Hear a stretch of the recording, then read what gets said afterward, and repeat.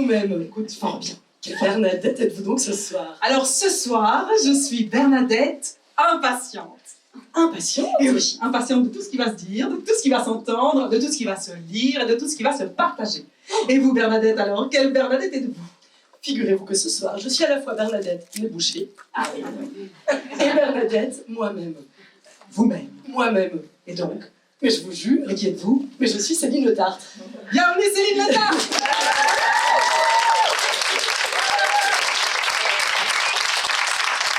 Alors, pour ceux qui ne nous suivent pas encore sur les réseaux sociaux, la bibliothèque d'Ixelles, Instagram, Facebook, YouTube et tutti quanti. Et nous avons les Bernadettes pivotent, d'où le pivotage de chaises.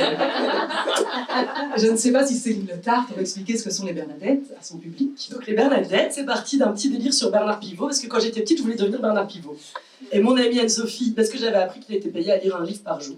Je me suis dit après qu'on avait les modèles qu'on nous donnait. Mais voilà. Et mon amie Anne-Sophie, qui est la pro du jeu de mots, m'a dit soyons les Bernadettes pivotes. Et nous voici. Tout est parti de là, et donc depuis on fait des petites chroniques sur YouTube que vous pouvez découvrir, où on parle sérieusement de livres. Enfin c'est des livres sérieux, mais avec beaucoup de loufoquerie. On a quand même fait le petit lapin qui court dans son jardin. Tout à fait. C'est pas toujours C'est sérieux. pas toujours sérieux. Mais voilà. Mais ce sont nos coups de cœur lecture. Exactement. Eh bien, mon coup de cœur lecture, ce soir, je pense que ça va être le tien, du coup, hein, de livres. Je vais prendre mes petites fiches.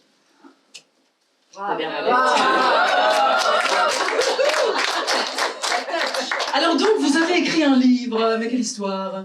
Tout à fait, mon ami, j'ai écrit un livre, c'est complètement fou. Et du coup, votre livre s'appelle comment? Alors, il s'intitule Le jour du chausson aux pommes.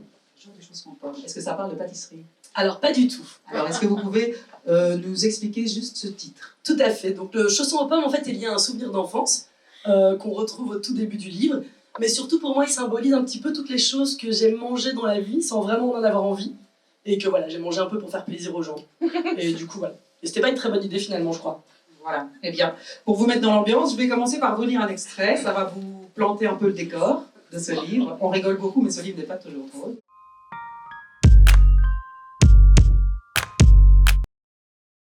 Méfiez-vous des couples parfaits. Méfiez-vous des photos d'amoureux sur la plage, des couchers de soleil et des baisers qui éblouissent. Méfiez-vous de ces amoureux qui vous tirent des larmes, à force de paraître tellement plus beau que l'amour vrai. Méfiez-vous des couples parfaits.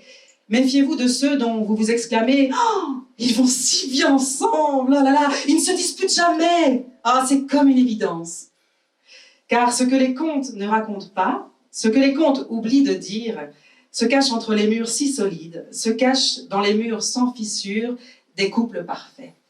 Là où le loup est un agneau, l'ogre un cuistot rigolo, la pomme une salade de fruits juteuse un jour de soleil, là où tu attends que minuit sonne pour t'enfuir sans escarpin, là où minuit jamais ne sonne.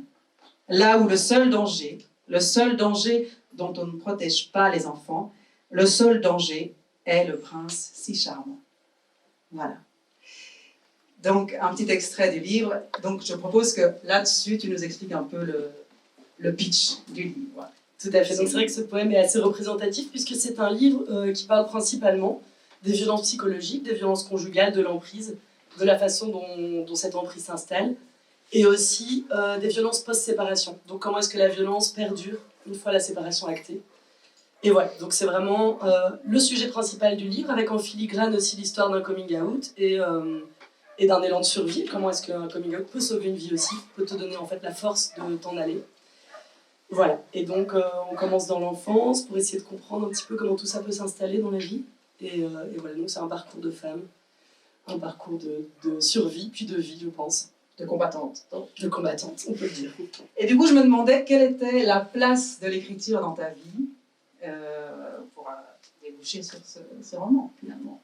Alors, j'ai commencé à écrire à l'adolescence, comme beaucoup de personnes, je pense, enfin en tout cas beaucoup de personnes qui écrivent, c'est un moment qui est très riche en émotions. Et donc là, j'ai commencé à écrire de la poésie. J'en écrivais beaucoup, je faisais lire à mes proches, et voilà, et je pense que j'avais... il y a certains poèmes qui datent de l'adolescence qu'on retrouve dans ce livre. Et puis ensuite, donc, j'ai moi-même vécu une histoire d'emprise, et j'ai arrêté d'écrire. Parce qu'il y a un moment donné où l'emprise est telle que la personne est dans ton cerveau au point que tu ne peux plus avoir accès à tes propres émotions. Et j'ai recommencé à écrire avant de quitter cette personne, Et je pense que ça a été la première chose qui m'a donné de la force, et ça a été le fait de réécouter ma voix, de me réentendre. Et donc l'écriture est très importante pour moi, puisque c'est le seul endroit, je pense, dans la vie où j'arrive à parler des émotions vraiment profondes, et aussi des émotions dures, puisque sinon, dans l'ensemble, j'ai plutôt un caractère optimiste et joyeux, et je vais toujours parler par euphémisme pour parler des choses difficiles.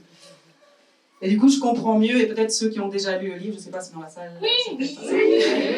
Donc, bonsoir. Dans le livre, tu mêles de A à Z la prose et la poésie, n'est-ce pas?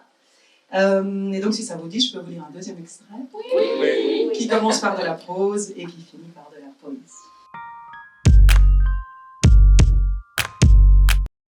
Ne faites pas trop confiance en la justice, madame. C'est une justice des hommes.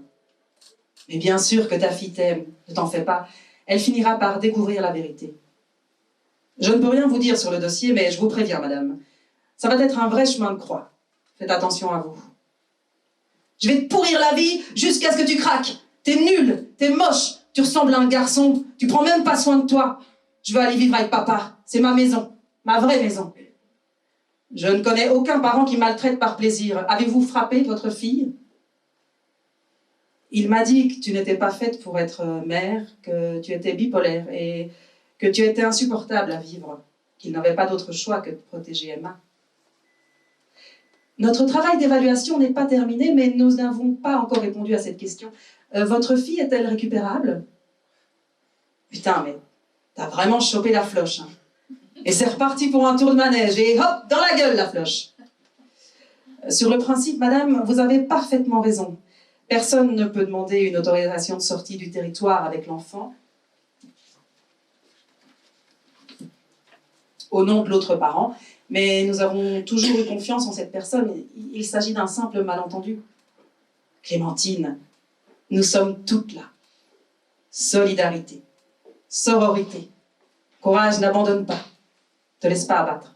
N'aie plus peur de lui. L'aliénation parentale s'apparente à un rapt psychique. C'est une forme de violence psychologique dont les conséquences sur l'enfant sont aussi lourdes que celles de l'inceste.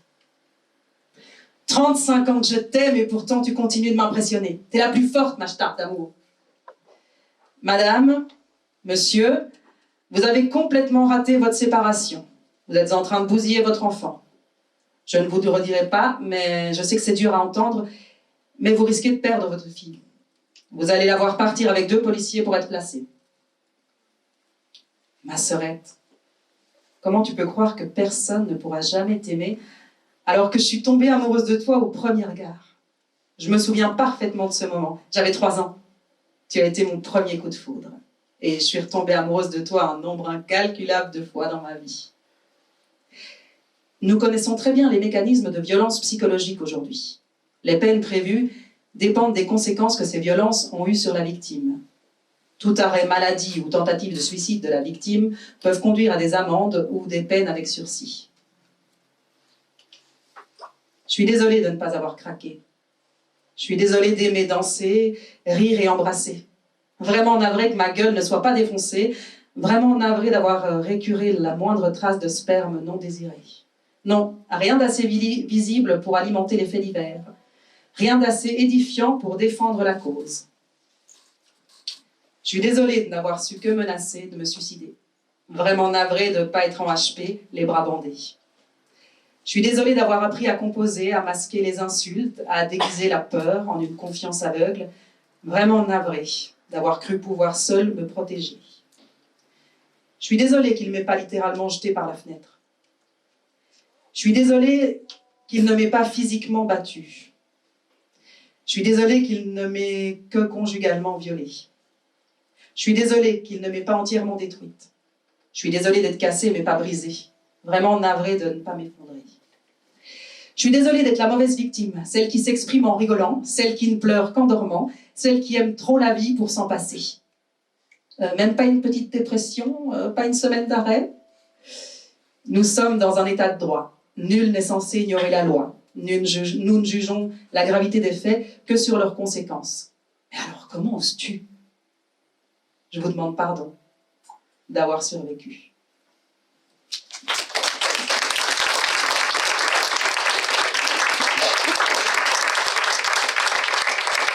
très bon extrait, si je peux me permettre du coup de rebondir, c'était très émouvant de l'entendre lu par toi. Du coup, je pense que ce qui est intéressant dans cet extrait, ce qui est assez édifiant, et c'est aussi pour ça que j'ai écrit ce livre, c'est que je pense que des personnes violentes, bah voilà, ça existe. Mais ce qui est vraiment catastrophique, c'est la façon dont la société gère encore actuellement ces violences, et notamment ne protège ni les femmes ni les enfants, et à quel point les femmes et les mères sont toujours tenues pour responsables, et à quel point c'est difficile de trouver de l'aide concrète. Voilà. Donc ce livre parle bien de ta propre histoire, Céline. Tout à fait. Voilà. On va pas se mentir. Ne mentons pas ce soir, nous sommes à cœur ouvert et découvert. Alors la question qui me vient maintenant, c'était de savoir si c'était l'écriture du livre ou bien la sortie du livre qui était le plus difficile à vivre, vu que ça parle de ton histoire. Qu'est-ce qui était finalement plus dur, de la mettre sur papier ou de la mettre dans la main d'autres personnes que tu connais et que tu connais pas? C'est une très bonne question et c'est pas si facile d'y répondre, je trouve.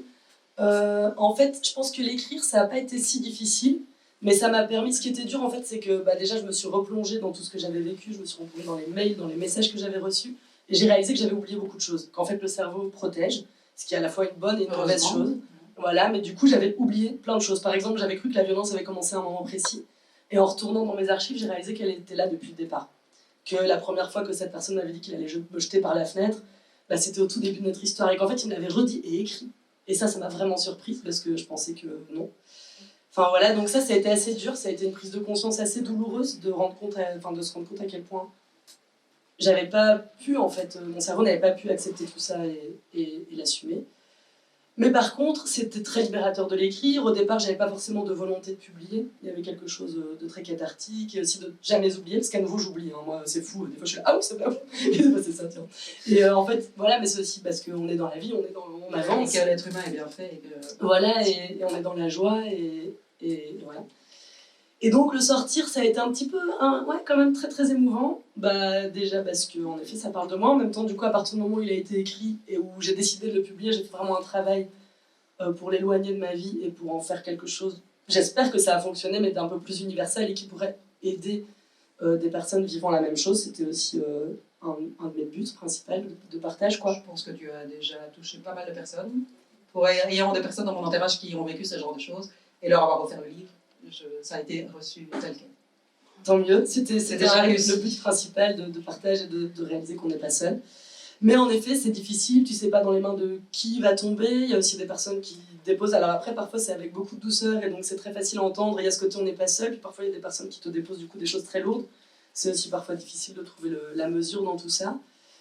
Et il y a aussi des proches de cette ancienne vie qui l'ont lu, qui m'ont recontacté. Forcément, ça déclenche des émotions assez fortes parce que c'est des personnes qui n'avaient rien vu au moment où ça se passait. Voilà. C'était la prochaine de mes questions. C'était de savoir, vu que tu as écrit ton histoire, et donc que dans ton histoire, même si tu as changé les prénoms et que tu as certainement romancé, quoique pas tant que ça, quelques faits, donc tes proches ont lu ce livre. Comment est-ce qu'ils ont reçu tout ça en général? Il faudrait leur poser la question. Oui, il y en a dans la salle. Après, je pense que c'est pas si il y a des gens qui viennent de Lyon ce soir. En même temps, je crois qu'il y a de la fierté de mes proches. En tout cas, je le sens, une certaine forme de fierté et de fierté par rapport à déjà ce que j'ai réussi à faire. De douleur de ne pas avoir vu et de savoir que ça a été aussi loin, parce que je pense qu'il y a des proches qui avaient des doutes, beaucoup, qui se doutaient de beaucoup de choses. Une certaine personne en particulier qui avait bien réalisé. Mais en même temps, personne ne peut imaginer ce que tu vis, à quel point c'est trash, à quel point c'est douloureux. Et jusqu'où ça a été, donc ça c'est quand même un peu dur. Mais en même temps, je crois qu'avant tout, je crois en tout cas, moi ce qui me reste c'est l'amour et la fierté. C'est vraiment ça. Du coup, est-ce que tu voudrais nous lire un petit extrait de ton livre qui parle d'une personne qui était très proche?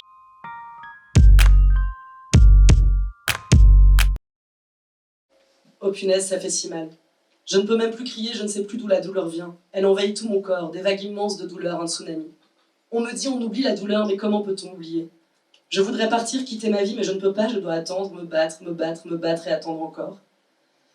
Les premiers mois après la séparation, les cris d'Emma sont apaisés par nos habitudes, nos rituels. La lecture du soir où elle se permet encore d'éclater de rire, ses petits pieds qui viennent se reposer sur mes jambes. Puis elle rentre de chez son père, et tout est fini. Les personnages que l'on s'invente, je suis la nouvelle de l'école, elle la fille populaire qui s'amuse à m'humilier. Elle qui s'arrête en pleine improvisation, me regarde et me dit « Mais maman, faut que tu te défendes, défends-toi maman !» Puis, elle rentre de chez son père, et tout est fini. Les jeux de société où je la laisse gagner 4 fois sur 5, le crocodile qui risque de nous manger les doigts, les petites souris qui doivent regagner leur maison. Puis elle rentre de chez son père et tout est fini. Les bricolages, construire ensemble des attrape-rêves pour la protéger la nuit, modeler la pâte gluante de farine, de sel et d'eau pour défier l'imagination. Puis, elle rentre de chez son père et tout est fini. Les plateaux télé, commander une pizza et partager les images qui défilent sur l'écran, chacune à un bout du canapé. Les rires timides qui fusent malgré tout. Les questions qu'elle me pose quand nous regardons Hook avec ce méchant capitaine Crochet qui cherche à faire croire aux enfants que leur papa ne les aime plus. Puis, elle rentre de chez son père et tout est fini. Je vois notre lien se réduire à une peau de chagrin. Mais même la peau disparaît. Je ne peux plus l'effleurer, il ne reste que le chagrin. Il aura fallu 1 minute à l'hôpital des enfants pour mettre fin à mon appel. 1 minute pour me répondre qu'il ne pouvait rien pour moi, qu'Emma avait juste des troubles du comportement. Il aura fallu 3 semaines au service d'aide à la jeunesse pour classer mon dossier. 3 semaines pour me claironner qu'ils avaient eu le père d'Emma en ligne, qu'il était tout à fait prêt à se remettre en question. Il aura fallu 6 mois à SOS Enfants pour affirmer qu'il y a en effet un conflit de loyauté, mais que nous sommes tous deux de bons parents.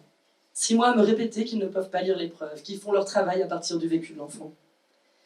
Il aura fallu 9 mois à la psy d'Emma, choisie par les bons soins de son père, après m'avoir balancé qu'il ne voulait pas de thérapeute gay-friendly, pour m'avouer qu'elle n'avait jamais entendu parler d'aliénation parentale. 9 mois à me proposer de faire un dessin à ma fille quand celle-ci me traitait de pute. Il aura fallu 1 an à l'école de ma fille pour réaliser que la situation était peut-être plus grave que prévu. Il aura fallu qu'une policière vienne chercher Emma en classe pour l'interroger. Il aura fallu 1 an à l'école de ma fille pour me dire que les conflits parentaux n'étaient pas de leur responsabilité. On parle de la détresse du fœtus pendant un accouchement difficile, mais qui parle de celle d'un enfant qui n'a plus le droit d'aimer sa maman? Qui mesure ses signes vitaux, son rythme cardiaque? Qui vérifie ses réflexes de survie? Qui s'inquiète de savoir si son cœur tiendra le choc?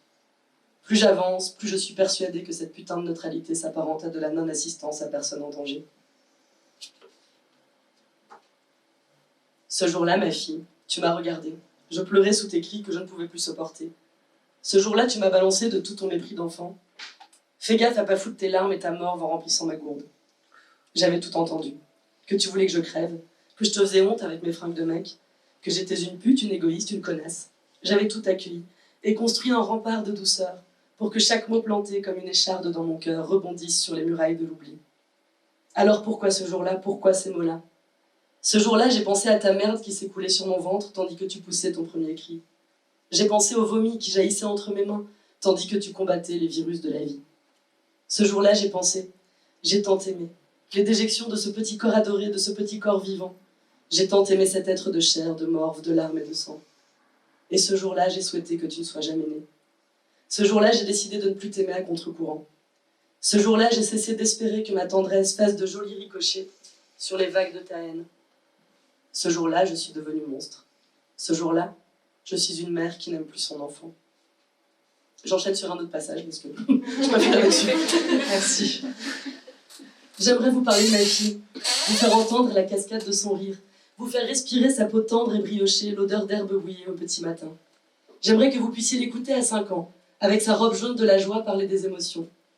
La peur est utile, elle sert à se protéger du danger. Moi, par exemple, j'ai peur quand je vois un lion au zoo, je suis joyeuse quand je mange une glace au parc, et je suis triste quand ma glace est finie. J'aimerais vous surprendre avec ces réflexions, que vous puissiez un instant voir le monde avec ses yeux d'enfant. Maman, tu ferais quoi si t'avais un vœu? Je demanderais que les gens que j'aime soient heureux pour toujours. Mais maman, tu peux pas décider pour les autres, c'est leur responsabilité. Emma et sa poupée de Jessie sur un tourniquet. Emma en robe de princesse, chapeau de cowgirl et masque de super-héroïne. Emma qui peut être tout, tout ce qu'elle imagine. Emma douce, sensible, courageuse, brusque, gourmande, agaçante, enivrante. J'aimerais vous raconter ma fille. Sa bouche couverte de chocolat. Sa façon de se mordre la langue quand elle s'applique comme mon grand-père qu'elle n'a jamais connu. La grâce et la maladresse avec lesquelles son corps se fait à ce monde. Emma qui surgit dans le salon, salopette courte, collant fluo et lunettes noires. Emma qui tournoie autour de moi. Maman, est-ce que je suis rock'n'roll? J'aimerais que vous écoutiez ma fille. L'écho de ses slams, de ses raps, de ses histoires, de ses croyances. Emma, ma poétesse. Emma, quelques heures à peine, ses yeux déjà si bleus qui plongent dans les miens, somnambule mais fasciné. Mon tout petit bébé. Je te promets de te protéger, de t'aimer si fort que tu pourras grandir sereinement. Je te promets que l'humour, la bienveillance, les mots, le partage seront des armes suffisantes pour affronter ce monde. Je te promets que ta liberté te rendra invincible.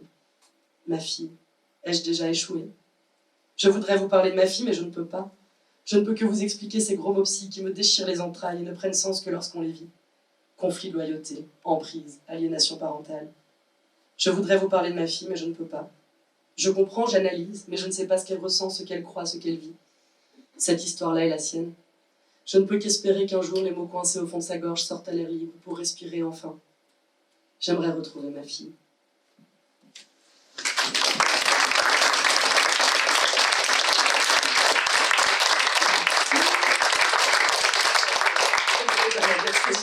C'est jamais assez long quand tu fais la lecture.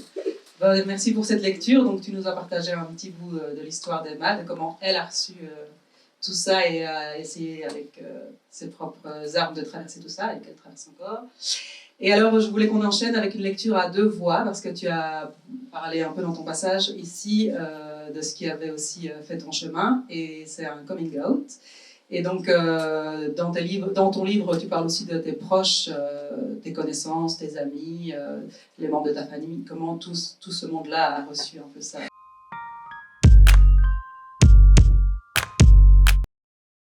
Mais c'est rien, Clémentine. C'est normal d'être attiré par d'autres personnes. On n'est pas des robots. Si je me rends compte que j'aime les chicons, ça va pas changer ma vie. Là, en l'occurrence, tu t'es rendu compte que t'aimais les moules. Mais bon. Tu étais une petite fille très féminine, je regarde les albums et vraiment non, je ne vois pas. L'homosexualité existait dans notre univers, nous étions ouverts quand même. Tu te souviens, ta chef scout était lesbienne. On te paie le train pour en discuter avec nous si tu as besoin. Ma fille, je t'aime. Je crois que je t'aime encore plus depuis que je sais ça. J'ai mis du temps à le comprendre, mais je sais bien aujourd'hui que l'homosexualité est avant tout un enjeu identitaire. C'est dommage quand même que tu mettes plus jamais de jupe. Tu portais si bien les collants. Je t'aime trop, pardon. J'ai pas envie de dire ce passage, on dirait.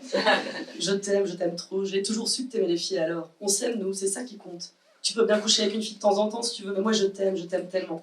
Je peux pas vivre sans toi, je peux pas vivre sans toi. T'es sûre? Ouais, vraiment sûre? Mais comment tu peux être certaine alors que t'as jamais couché avec une femme? Je trouve ça beau que tu aies le courage d'être toi. C'est une sacrée liberté d'être, un modèle différent, une richesse que tu offres à mes enfants. Maman, tu vas pas partir avec une fille, hein? Tu peux pas partir l'année de mes 10 ans. C'est mon âge préféré, 10 ans. Tu l'aimes, papa? Vous êtes pas triste? La vie, elle est vraiment trop nulle depuis Pâques. Est-ce que ça ira mieux après mon anniversaire? Maman, ça existe la dépression des enfants? Maman, tu me lis Harry Potter ce soir? Je veux pas voir de psy pour en parler. Je veux juste être normale. Je veux une vie normale. J'ai mes doudous pour parler. Regarde, maman, j'ai construit une école Plémo. Maman, vous allez bien avec papa? Nous, on s'aime tous les trois, papa et toi. C'est la lesbienne et le prince charmant. Oh mon Gavroche, c'est beau comme tu parles de tout ça. T'inquiète, t'as lu des pentes. T'as encore des années devant toi. Moi, je suis bientôt périmée. Il me reste plus que 10 ans sur le marché de la bonne meuf. C'est quand même une sacrée bonne nouvelle d'avoir envie de faire l'amour. Putain, je comprends pas. Non mais si tu kiffes Kate Winslet, je comprends pas pourquoi t'as jamais eu envie de coucher avec moi. T'en fais pas, Clémentine. Tout le monde t'adore. Tu seras jamais seule.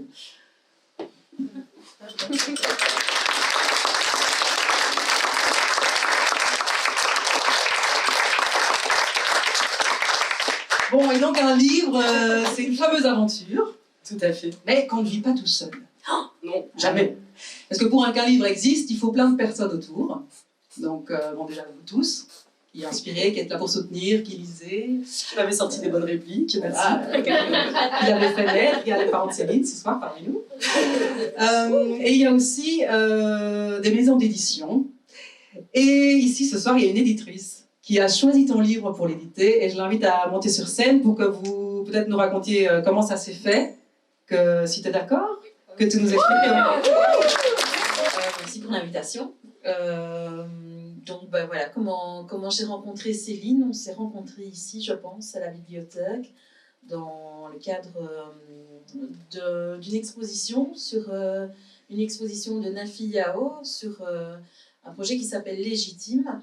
Et voilà, donc il s'agit d'un autre livre. Et puis Céline m'a parlé du fait qu'elle avait écrit un livre. Elle m'a envoyé le manuscrit. Je lui ai dit qu'il y avait j'avais quand même un long délai puisque je reçois énormément de manuscrits, donc je ne l'ai pas lu tout de suite. Et puis quand je l'ai lu, ça a été vraiment un choc, un choc, une révélation. Elle a mis des mots là où moi j'arrivais pas à les mettre parce qu'on a vécu une histoire un peu similaire. Et donc pour moi c'était une évidence qu'il fallait que ce livre soit porté au plus grand nombre et qui prenne vie, qui devienne un livre et qu'on puisse mettre des mots sur ce vécu, qu'on puisse parler de... Parce qu'on a parlé 2-3 fois dans les extraits d'aliénation parentale et donc c'est un concept très controversé, même si moi aussi ça a été les premiers mots sur cette situation, sur le fait que son enfant ne nous reconnaisse plus, ne nous voit plus. Et c'est ce qu'on peut endurer de la part des services sociaux est épouvantable. Et c'est pour ça qu'il y a aussi, à la fin du livre, une explication de ce terme qui n'en est pas un et de cette violence épouvantable que subissent, comme tu disais, les mères et les femmes. Et donc, voilà, en fait, comment c'est un peu passé cette rencontre. Donc, j'ai été très émue du livre. Je me suis demandé... ça a été très difficile parce que je me suis dit, est-ce que c'est bon ou est-ce que c'est moi qui le reçois comme ça? Et puis donc, je l'ai fait lire au comité de lecture et à plusieurs personnes et ça confirmait mon impression. Non, en plus de l'histoire, c'est très très bon comme sur le plan littéraire, sur le plan vraiment du livre et de l'histoire en tant que tel. Et donc voilà, on a décidé tu es proposé de faire l'aventure avec elle. Courgette Édition, en fait, est née pendant le confinement. Et c'est la première maison d'édition féministe en Belgique francophone, semble-t-il. J'ai mon coming out là-dessus aussi. Disons que je ne présentais pas la maison comme ça au départ parce que donc, je fais partie d'un collectif qui s'appelle El Slam. On aide les femmes à monter sur scène, on fait des ateliers d'écriture, on fait du coaching scénique. Et puis, le confinement est arrivé. Moi, j'ai eu mon statut d'artiste en janvier. Et puis, en mars, on fermait les scènes. Donc, voilà, je me dis, qu'est-ce que je fais? J'avais un projet d'auto-édition à la base. Et j'ai commencé à me poser plein de questions, en fait, sur comment on fabrique les livres, comment on les diffuse, comment on les vend. Donc, pour moi, c'était pas question de passer par Amazon. Les frontières étaient fermées. Donc, j'ai créé un webshop. Puis, de fil en aiguille, j'ai trouvé... une imprimerie qui imprimait de façon éco-responsable. C'est du papier issu de forêt géré de façon responsable, c'est des encres non toxiques. Et au fur et à mesure que je mettais les outils en place, je me suis rendu compte que c'était trop bête de faire ça juste pour un seul de mes bouquins. Et donc j'ai décidé d'en faire une maison d'édition à part entière pendant le confinement. Je suis devenue membre de l'association des éditeurs belges, je me suis formée et j'ai fait de Courgette Édition une maison d'édition à part entière, avec comme objectif de mettre en avant des femmes, mais pas forcément pas que, en tout cas des personnes issues des minorités de parole et des personnes situées sur le territoire belge. Parce qu'il y a vraiment un manque d'accès à l'édition pour un tas de personnes ultra compétentes que j'avais dans mes contacts. Et je me disais, voilà, il faut que ces personnes puissent accéder aussi à l'édition. Et voilà comment la maison d'édition est née. Je ne m'attendais pas à ce que ça prenne... une telle ampleur finalement, que des gens me contactent, que je reçoive tellement de projets de tellement belle qualité, tellement impactants. Et donc oui, les textes sont... alors est-ce que c'est parce que moi je suis militante aussi et que les gens m'identifient comme telle et qu'on me fait parvenir des textes qui sont engagés. Donc ce ne sont pas des textes militants, mais ce sont quand même des textes qui portent des sujets de société, des sujets forts, mais qui sont toujours traités de façon très littéraire, très fine, où il y a toujours un peu de poésie qui vient s'entremêler. Et donc voilà, c'est un peu hybride, comme ça sort un peu des codes littéraires traditionnels, j'ai envie de dire, mais ça définit finalement assez bien la production de Courgette Édition.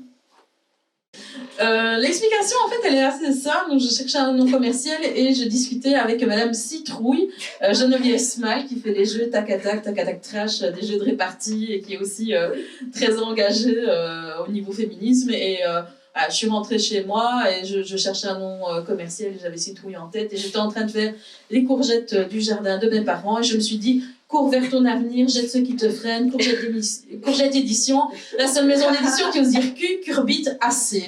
Voilà. Toutes les couvertures de Courgette Édition sont réalisées par une artiste hennuière, Agnès Marlier, qui est une amie d'enfance. Et donc, elle fait des œuvres originales et on discute, on dit, bah tiens, on imagine telle ou telle chose. Elle lit le livre et puis elle fait une proposition sur base de ce qu'elle ressent. Ici, je ne sais pas si on avait vraiment discuté des éléments que tu voulais. En fait, elle avait fait une première proposition. Moi, j'avais pas spécialement dit d'éléments et la proposition était vraiment chouette. Enfin, c'était... En fait, le dessin me ressemblait, quoi. On voyait vraiment une petite personne sur un petit vélo, toute contente, toute guillerette. Là, on aurait dit moi qui allais au boulot à Evere sur mon petit vélo électrique il y a quelques années. Et du coup, mais par contre, là où il y a eu beaucoup de discussions, c'est justement comment mettre quand même la partie sombre, parce qu'avec le titre et en plus la petite bonne femme guillerette sur son vélo, ça pouvait faire un peu trop justement joyeux, un peu feel good book, et alors les gens auraient été déçus, quoi. C'était juste ça, pas faire de mensonges sur la marchandise. Après, la 4e de couverture est très claire, mais oui. Mais du coup, voilà, donc on a au début il y avait un petit personnage dans l'ombre, puis après c'est devenu une ombre, et c'est comme ça que ça a évolué. Et...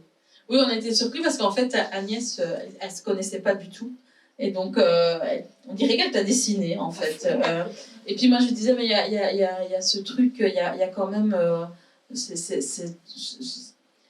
ce méchant dans l'histoire, cette noirceur qu'on retrouvait pas. Et donc, finalement, elle a fait cette proposition avec l'ombre qui vient derrière. Et c'est ça, c'est vraiment... Et le petit détail du cœur de mer en sang. Oui, le cœur de mer en sang. Et donc, on a tout ce truc sombre et on a quand même ce personnage solaire qui est vraiment, en fait, comme le personnage et comme Céline de la Bréville qui est solaire et qui surmonte toute cette noirceur et qui va de l'avant et qui continue à aller de l'avant. Et ça, c'est merveilleux, je trouve. Donc, voilà comment la cover est née. Et merci pour ta confiance. Mais merci à vous.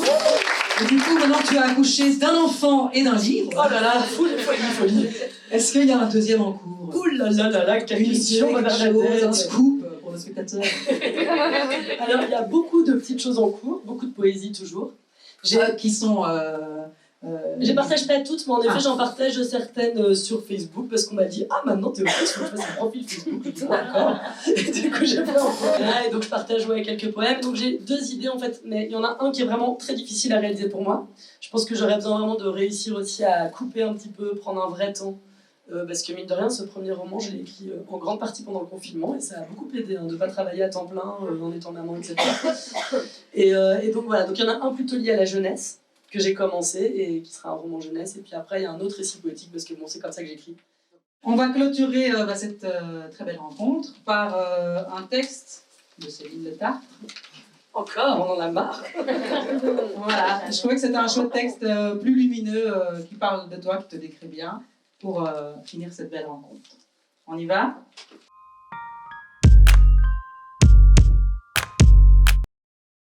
Il paraît que pour parler de moi, je devrais raconter la joie de vivre, les milliers de copines, les éclats de rire, les heures à bouquiner, l'énergie débordante, l'énergie revigorante. Les mimes, les mimiques, les chatouilles, les grimaces, les câlins à n'en plus finir, la tendresse. Le bruit qui jaillit, qui remplit les vides, la voix qui chante tout le temps, même en parlant. Queen à fond dans le salon, sautiller en cuisinant les champignons. Ou les tartes au narwhal. Les courses dans les vagues, les papotes qui s'éternisent, danser le rock jusqu'au petit matin, se promener main dans la main, les potes qui débarquent à l'improviste, les cris dans les manèges avec Emma. Il paraît que pour parler de moi, je devrais raconter la joie. Vivre avec toi, c'est si beau, c'est si bon. C'est un livre dont vous êtes le héros. On peut tourner les pages, revenir en arrière, effacer les souvenirs et repartir. C'est un livre dont vous êtes le héros. Il faut essayer à nouveau, faire d'autres choix, trouver le bon, et puis tout relire. C'est un livre dont je suis le héros. Mais qu'est-ce que tu changerais, toi, à ta vie?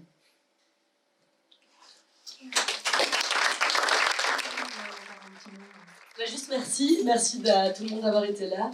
Et merci à chaque personne dans mes proches qui sont là parce que vous m'avez sauvé la vie. Je me suis sauvé la vie, mais vous m'avez sauvé la vie aussi. Et donc voilà. Et je vous aime.